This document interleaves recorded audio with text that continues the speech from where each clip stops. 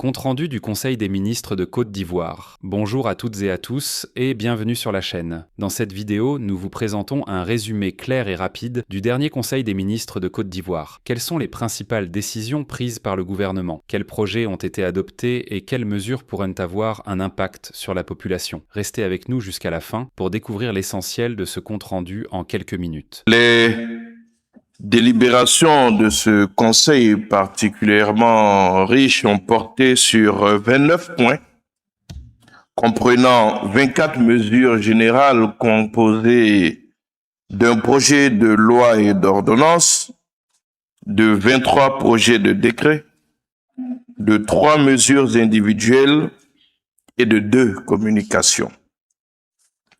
Le Conseil a adopté, dans le cadre des mesures générales, un projet de loi et d'ordonnance. Ainsi, au titre du ministère de l'Économie, des Finances et du Budget, en liaison avec les ministères concernés, le Conseil a adopté une ordonnance portant mise en œuvre de la 4e phase du démantèlement tarifaire dans le cadre de l'accord de partenariat économique entre la Côte d'Ivoire et l'Union européenne et le projet de loi de ratification y afférent. Conformément au calendrier convenu entre les parties, un accès préférentiel au marché national est reconnu aux produits de l'Union européenne sur une période de 10 ans répartie en 5 phases de démantèlement allant de 2019 à 2029. Les premières, deuxième et troisième phases du démantèlement tarifaire ont démarré respectivement les 1er janvier 2019, 1er janvier 2021 et 1er janvier 2024.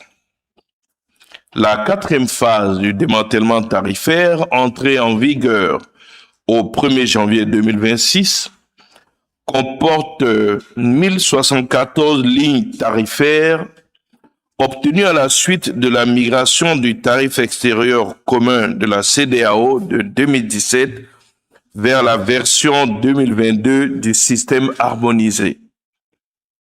Les produits originaires de l'Union européenne et couverts par cette phase de démantèlement sont exonérés de paiement du droit de douane à l'occasion de leur importation sur le marché national. Cette ordonnance organise la mise en œuvre des termes de l'accord de libre-échange relatif à la 4e phase du démantèlement tarifaire, tel que convenu par les parties. Je voudrais à présent aborder avec vous les 23 projets de décret qui ont été adoptés au cours de ce Conseil. Au titre du ministère des Affaires étrangères et de la coopération internationale, en liaison avec les ministères concernés, le Conseil a adopté 4 décrets.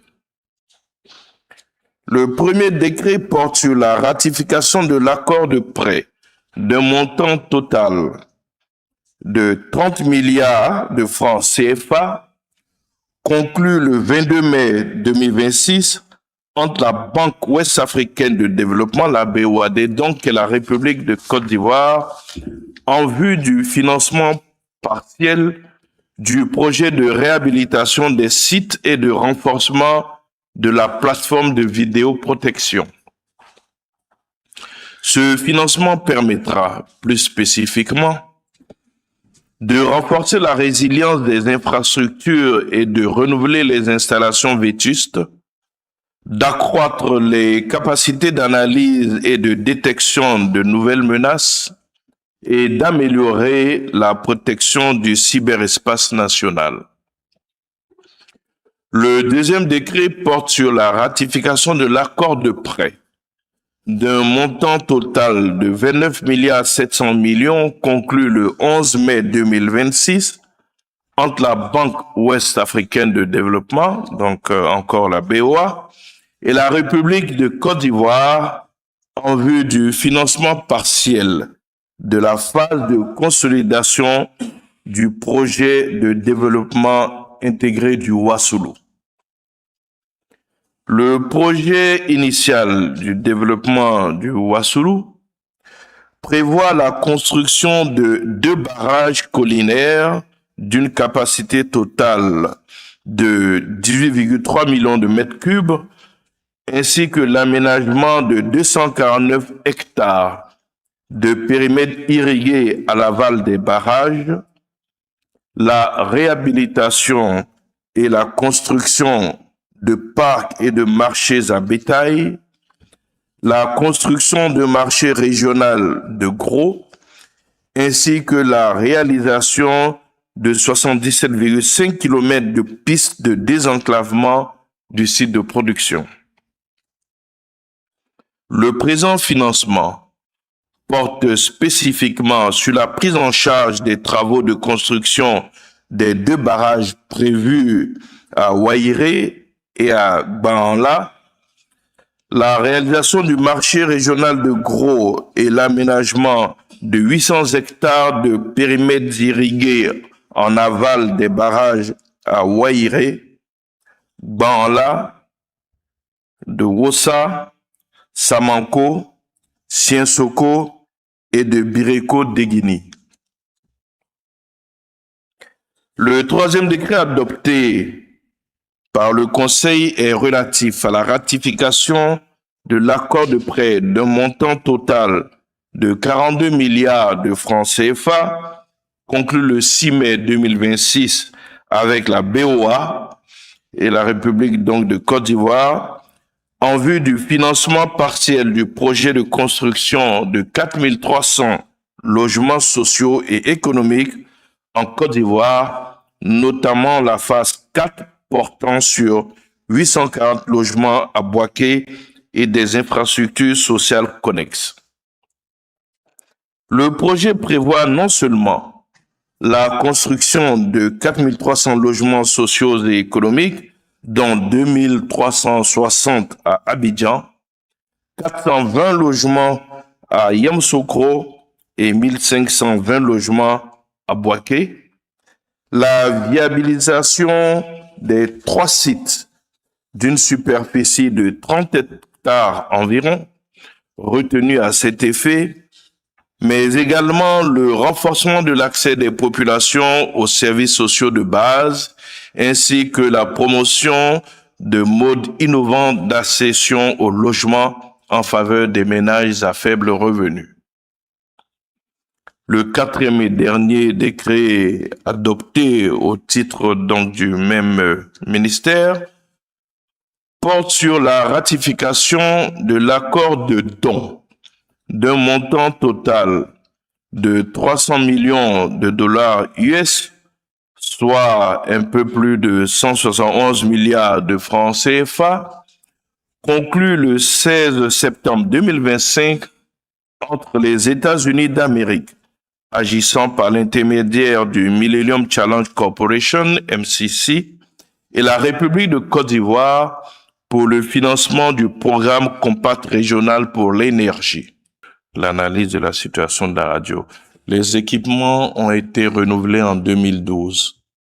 Donc ça va faire 14 ans maintenant qu'ils ont été renouvelés. Certains sont vétus et puis les technologies évoluent très vite. Donc il y a une nécessité de réinvestir dans la radio. La radio est un des moyens, je dirais, de diffusion de l'information les plus accessibles, qui couvre facilement toute l'étendue du territoire, où il n'y a pas véritablement de barrière en termes de moyens financiers d'acquisition. Un transistor aujourd'hui, donc on l'a facilement à très moindre coût, donc c'est un puissant moyen de communication.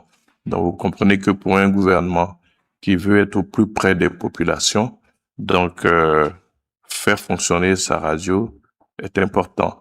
Donc nous avons transmis le dossier, nous attendons donc les instructions et nous n'avons aucun doute que les moyens seront donnés pour pouvoir renouveler les équipements. Mais après, il y a les moyens qui sont donnés et puis il y a le temps de commander les équipements, le temps de les recevoir parce que les émetteurs ne sont pas fabriqués, stockés.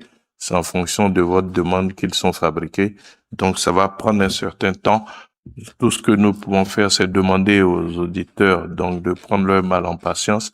Nous sommes au courant de la situation et nous avons déjà commencé la réflexion pour apporter une solution.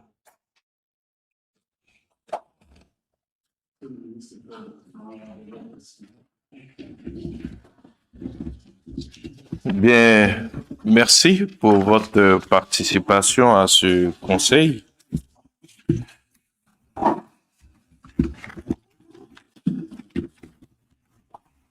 Je vous donne rendez-vous en début septembre pour la reprise des travaux.